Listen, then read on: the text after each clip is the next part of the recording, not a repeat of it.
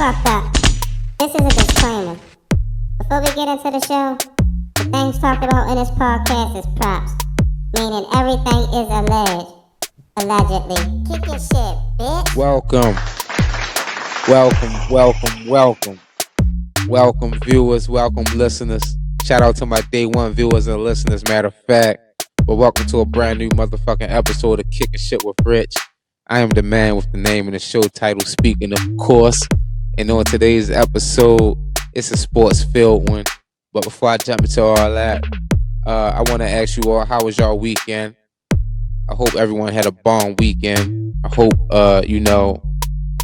y'all weekend wasn't dry. I hope y'all got drunk. If you didn't got drunk, I hope you had a event-filled weekend. And of course, I hope you got some cutty. You better had. But I hope everyone's doing well. I hope everyone's doing great. But if you not remember, everyone didn't make it to this day, but you did, of course. And for that, you should already know you get the motherfucking cheers.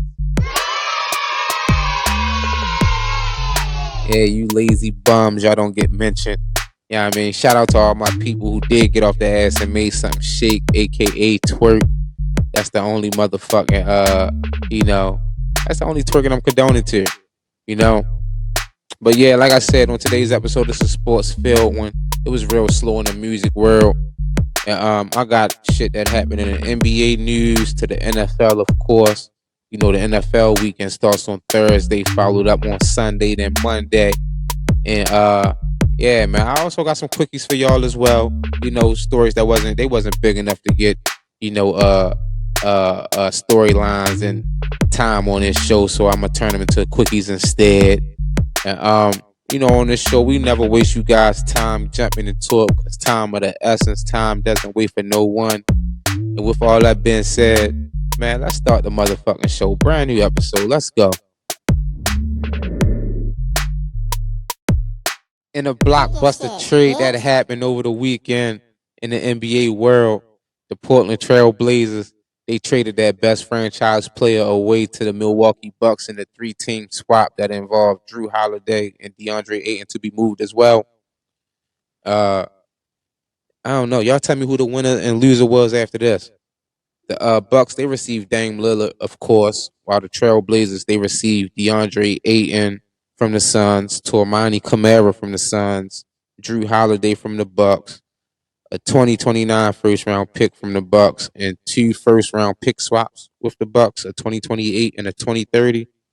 While the Suns, they received Grayson Allen from the Bucks, Keon Johnson from the Blazers, Nasir Little from the Blazers, and Yusuf Nurkic from the Blazers.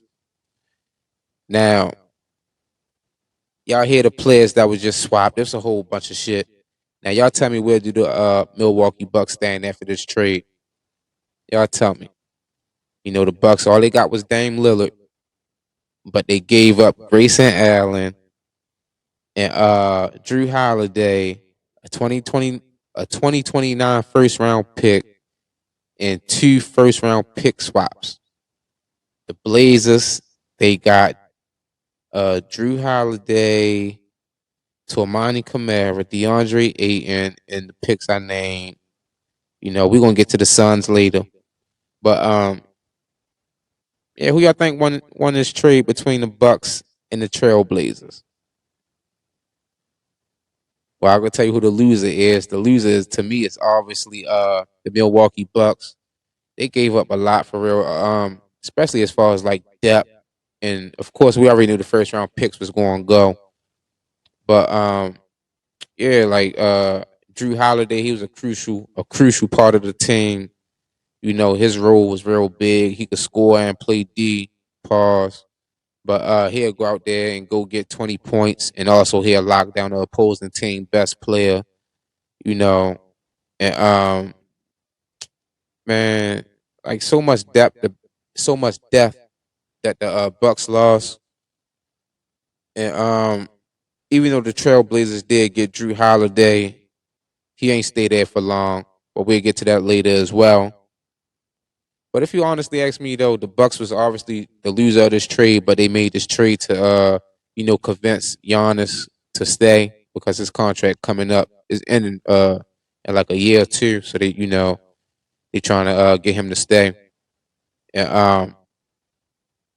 I mean, this is start. This is a step in the right direction. He got it paired. They got Giannis paired up with another All Star, even though he was already paired up with an All Star last year, which was Drew Holiday. But and Drew Holiday was also what all NBA defense member. So yeah, like I said, man, the Bucks gave up. They gave up a lot for this, and I guess they're gonna have to do some free agent signings and you know um trade some other trades as well to fill in the missing pieces. I'm sorry, excuse me.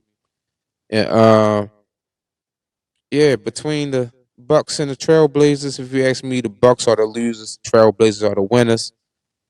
And the Suns are also quiet winners as well because they added more depth to their roster. That starting five was pretty much solidified, and they got Yusuf Nurkic to play the five. He's gonna replace DeAndre Ayton. And Ayton some cut, yo. He big and soft, and he was the first round pick in what, like the 2019 or what 2019 draft, 2018, 2019, one of the two, whatever. But he was some cut. He too big, 7 foot. His first year he was cool. He was like 19 and 10, 20 and 10 type shit. But in my opinion, every year after that, he digressed.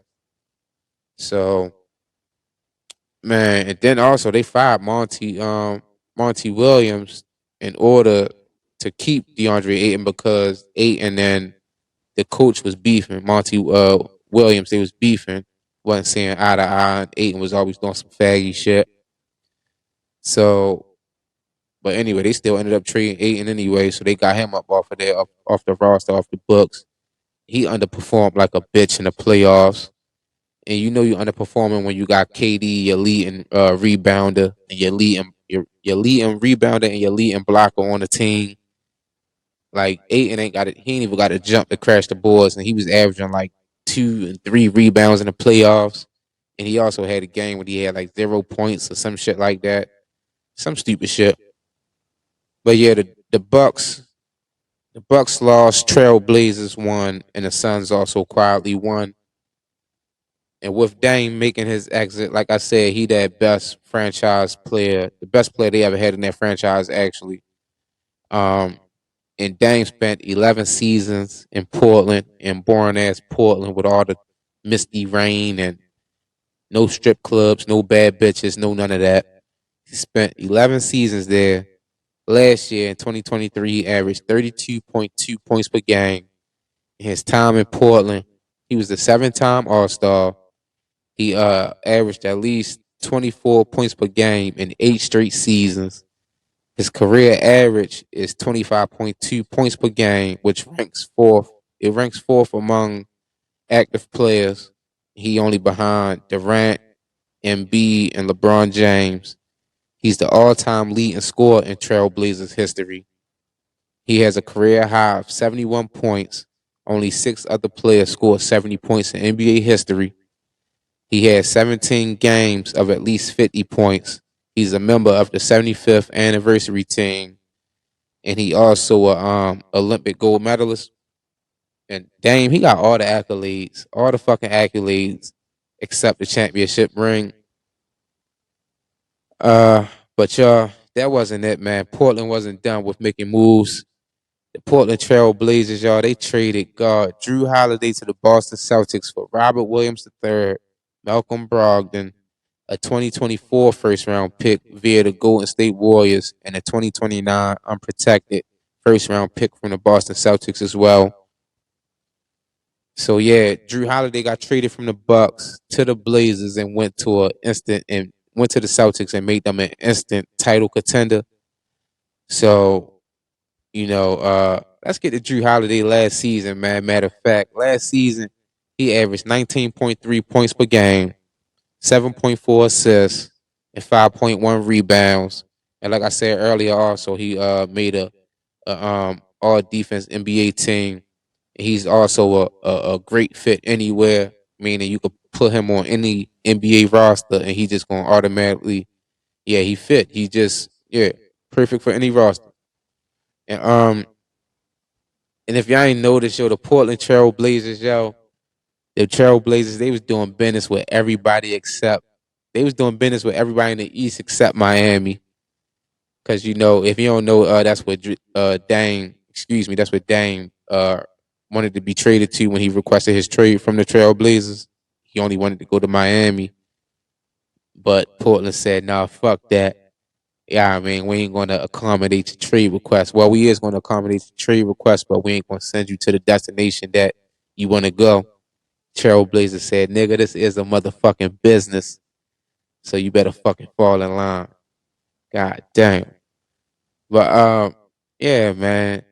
Well, Drew Holiday being traded to the Boston Celtics now. The Celtics projected starting five is Drew Holiday at the 1, Derek White at the 2, Jaylen Brown at the 3, Jason Tatum at the 4, and Kristaps Porzingis at the 5. And in my opinion, if they all healthy, and they all on that game, that's pretty much a starting five. Or pick your poison. And Drew Holiday, he gonna score anyway, and he gonna lock the opposing team best player down. Well, he gonna do his best, and he a great defender, great defender. And man, like y'all tell me what y'all think about the Boston Celtics. What y'all think about the Boston Celtics? Is they like favorites in the East?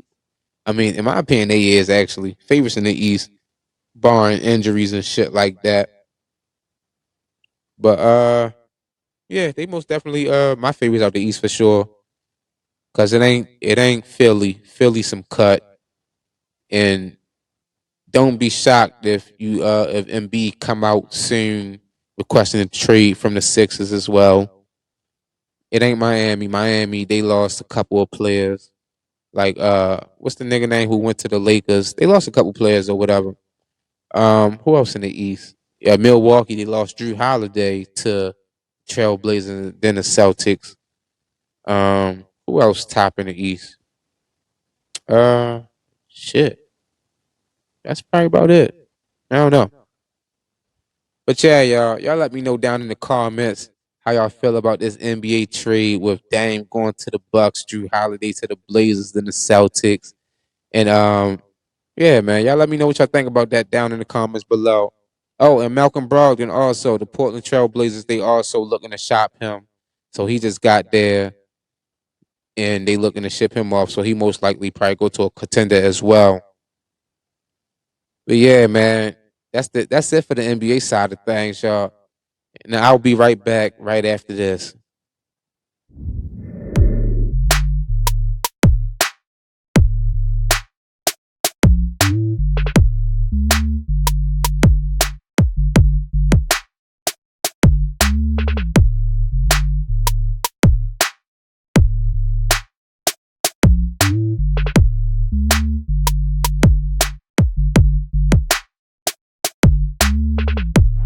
Welcome back to Kicking Shit with Rich. It's quickie time, y'all. Quickie time. If you don't know what the quickies is, it ain't nothing but just a rundown of some many headlines that occurred during the week. And I just let y'all know, just in case you missed it and shit, might provide my little 2 cents, my little 2 pennies. But anyway, fancy music me please. Now thank you. First quickie of the week, motherfucking a suspect was arrested in connection to the Tupac murder. Tupac been dead for like 27 years, 28 years, 29 years, 30 years, whatever. But the Las Vegas police, they finally locked up a nigga who at least played a role in the night Tupac was killed. This news, it ain't even hit like it was supposed to. If the police would have been did that job, it took almost 30 years to get some motherfucking 60-year-old man. Yup, 60-year-old man who don't matter how much time he get. It's pretty much life for this nigga. But the old man, y'all, his name is Keefy D. And allegedly they say he been going on an interview tour over the last 5 years, telling the same stories over and over on different platforms, including motherfucking Boosie Home, which is DJ Vlad. Yeah, man, terrible people.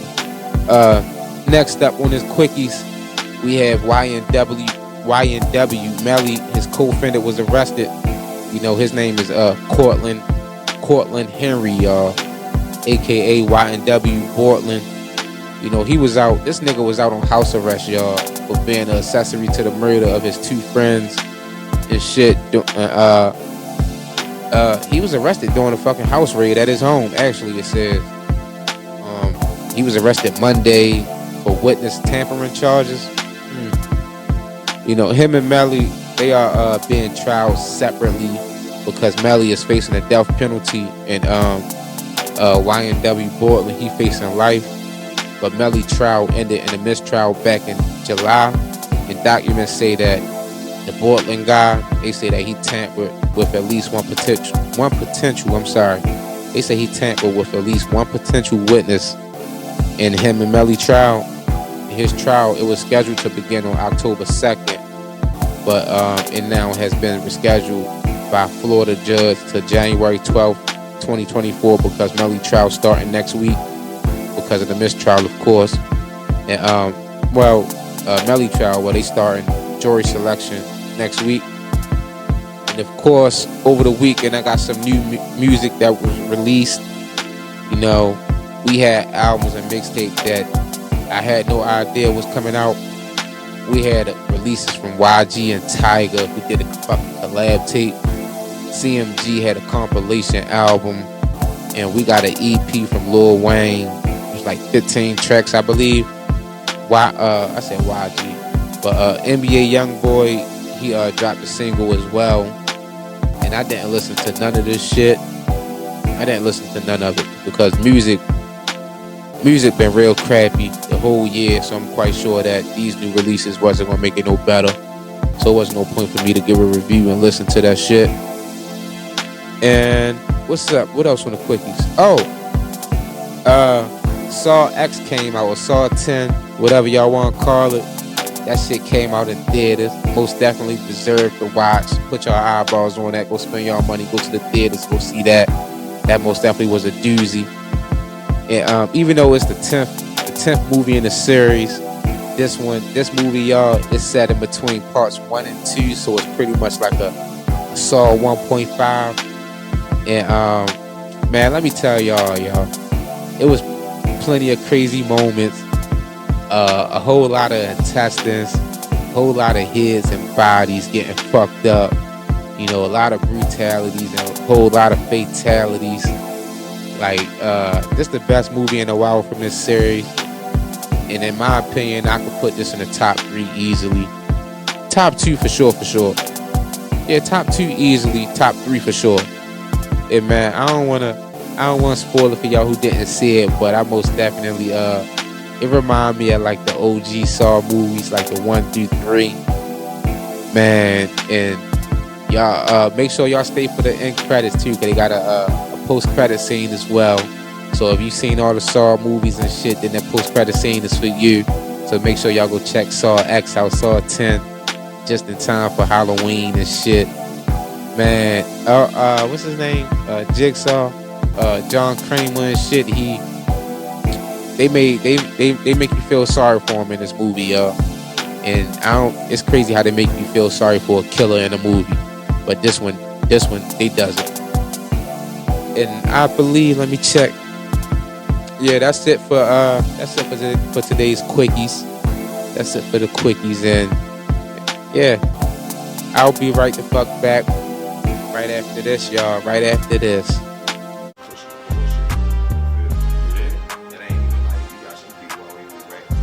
That's what you really going. That's how your album will come together. You know what I'm saying? Like when you try to get some clout, you know what I mean? Niggas want to go hard on it. You want to make a CD, yo, go hard on it. You want to get an album, let them in. You feel me? Give them some real shit. That shit. Because at the end of the day, yo, this shit is entertainment. You on campus school? Oh shit. Big college nerd ass nigga. Now you on campus, yo. Come to that bitch with his book bag on like it. Hell no.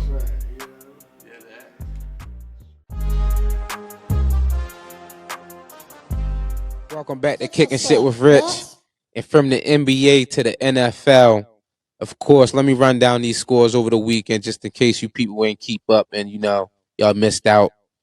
The Detroit Lions defeated the Green Bay Packers at a score of 34-20. The Atlanta Falcons lost to the Jacksonville Jaguars 7-23. The Miami Dolphins got the shit beat out of them by the Buffalo Bills 20-48. The Chicago Bears, they was up big on the Denver Broncos, and the Broncos miraculously came back and won 31-28, excuse me, I'm sorry. The Baltimore Ravens, they beat the shit out of the Cleveland Browns 28-3. They the hometown team, but they ain't my team. The Cincinnati Bengals, they lost to the sorry Tennessee Titans at 3. I mean, they lost at the score of 3-27. I said the Tennessee Titans, sorry, but they at 500 right now. They 2-2, believe it or not. Sorry, motherfuckers. A lot of teams 2-2 right now. Here go two more. The Rams defeated the Indianapolis Colts at a score of 29-23. The Tampa Bay Bucks, they defeated my New Orleans Saints at a score of 26-9. The Washington Commanders, they lost to the Philadelphia Eagles 31-34. Minnesota Vikings finally caught that first dub of the season when they beat the Carolina Panthers 21-13. The Steelers lost to the Houston Texans at a score of 6-30. The Las Vegas Raiders lost to the motherfucking Los Angeles Chargers 17-24. New England Patriots got the shit beat out of them. I'm sorry, Inky, but they got the shit beat out of them by the Dallas Cowboys at a score of 3-38. That's Bill Belichick's worst loss in his career. Arizona Cardinals lost to the San Francisco 49ers 16-35. Pat Mahomes and the Chiefs, they barely beat the New York Jets at a score of 23-20. In the Monday night game capper, Seattle Seahawks beat the shit out of the Jets. I said the Jets, the other New York team, though, instead. The New York Giants at a score of 24-3.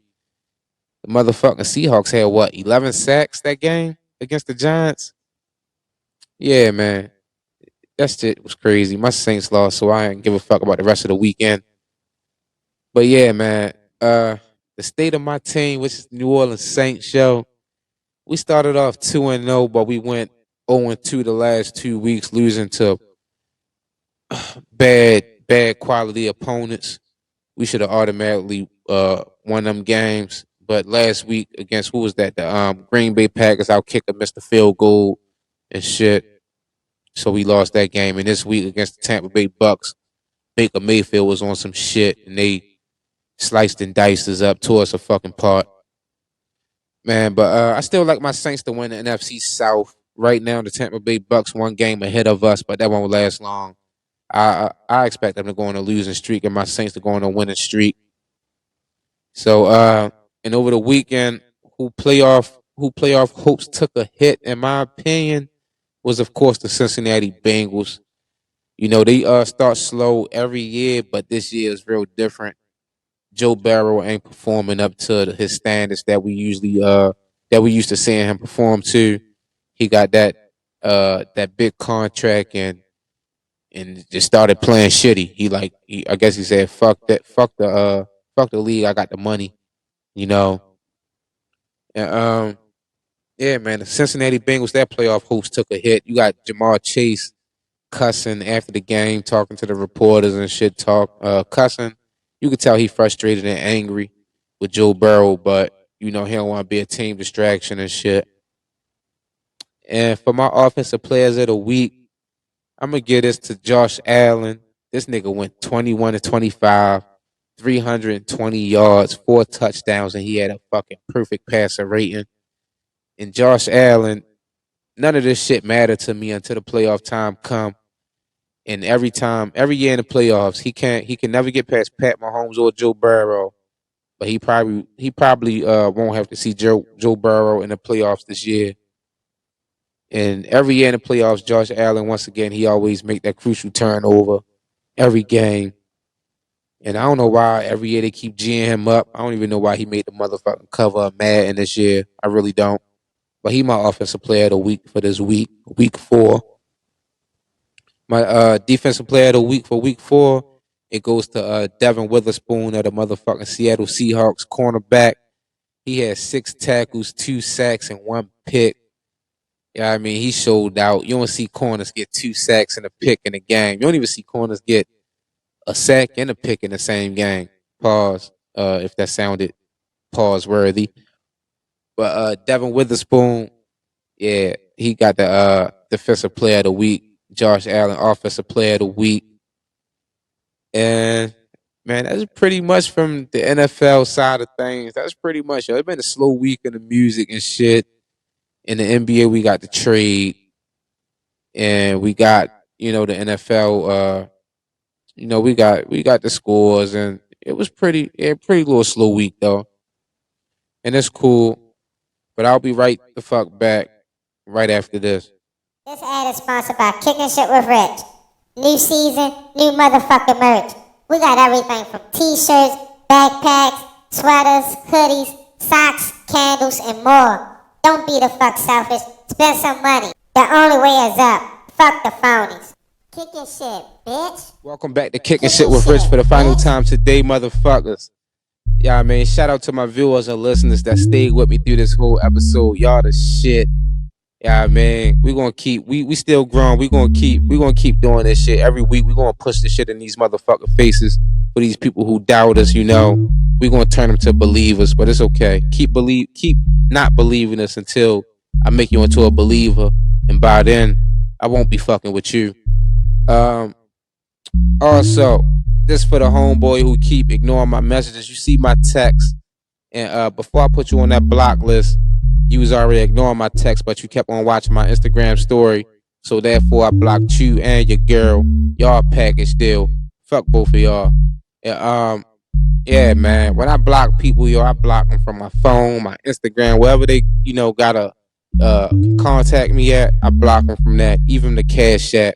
I block motherfuckers from the Cash App as well. I don't want motherfuckers, or I don't need motherfuckers requesting $1 from me with a message in the note saying, call me or can we talk or anything like that.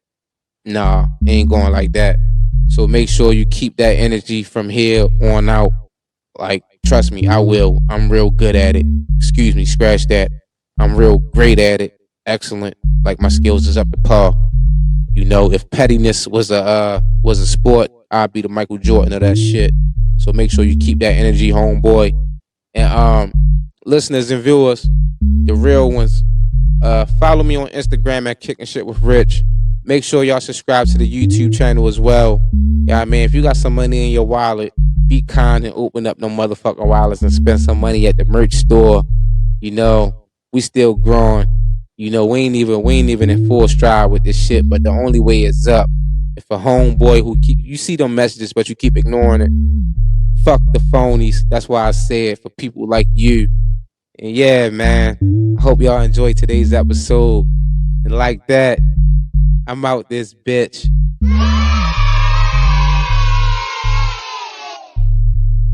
Kicking shit, bitch.